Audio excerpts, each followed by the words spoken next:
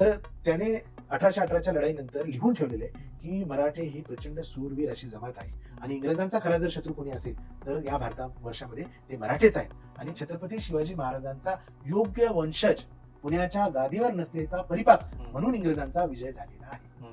हे माझं वाक्य नाही, हे वॉरेन हेस्टिंग्ज या तत्कालीन गव्हर्नरने लिहून ठेवलेलं वाक्य आहे. तिथे एक उत्खनन झालं आणि त्या उत्खननामध्ये लक्षात आलं की तिथे जे ज्वालामुखीचा थर असलेली माती तिथे सापडली आणि तिथली आजूबाजूची गावकरी हे त्याच्याने भांडी खूप चांगली निघतात म्हणून भांडी घासायला ती राख नेत होती आणि इथल्या कॉलेजच्या मुलांनी जाऊन मग एच डी सांखले यांच्या नेतृत्वाखाली जेव्हा तिथे उत्खनन केलं तेव्हा लक्षात आलं की 8 लाख वर्षापूर्वी टोबा नावाचा एक ज्वालामुखीचा उद्रेक आग्नेय एशियामध्ये झाला होता, त्याची ती साचलेली राख आहे आणि त्या राखेमुळे काय झालं, आपोआप प्रिझर्वेशन झालं, जसं ममिफिकेशन झालेलं आहे तसं. आणि 2 लाख वर्षापूर्वी ह्या कुकडी नदीच्या खोऱ्यामध्ये मराठी माणूस राहत होता, त्याचे पुरावे तिथे सापडले. की मस्जिदी मिनार त्यांना कबूल नाहीत, अशा पद्धतीच्या गुंबद असलेल्या मस्जिदी त्यांना कबूल नाहीत आणि वहाबिझमला इस्लामचं कुठलंही दृश्य स्वरूप कबूल नाही, किंबहुना त्यांना ही गाणी ही सुद्धा हराम वाटतात आणि हे सगळं इस्लामचं झालेलं हिंदूकरण आहे. किंवा इनामगावमध्ये नांगर सापडला जो हाडांपासून तयार केलेला होता, म्हणजे मराठी माती ही नांगरण्याची माती आहे, कारण ही ज्वालामुखीतून तयार झालेली काळी चिकट माती आहे आणि इथून नांगरणी केल्याशिवाय पीक या मातीमध्ये येत नाही,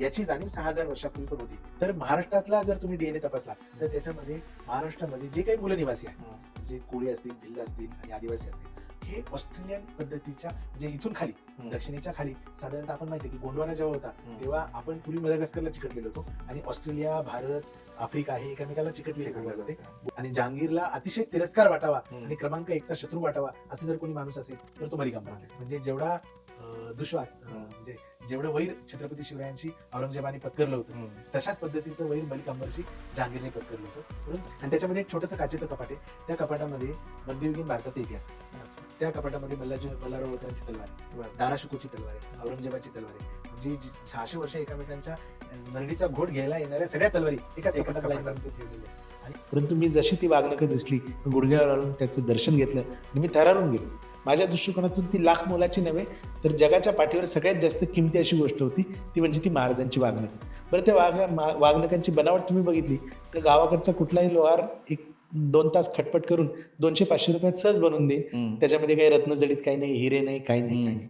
परंतु त्या वाघनखांनी मध्य भारताचा नव्हे तर तुमचं आमचं सगळ्यांचं भविष्य बदलून टाकलं. त्या वाघनखांनी जर कोथळा काढला नसता अफजल खानाचा तर इतिहास काही वेगळा असता आणि तो पॅराडाईम शिफ्ट नावाचा जो प्रकार होता तो त्याची ताकद त्या वाघनखामध्ये होती.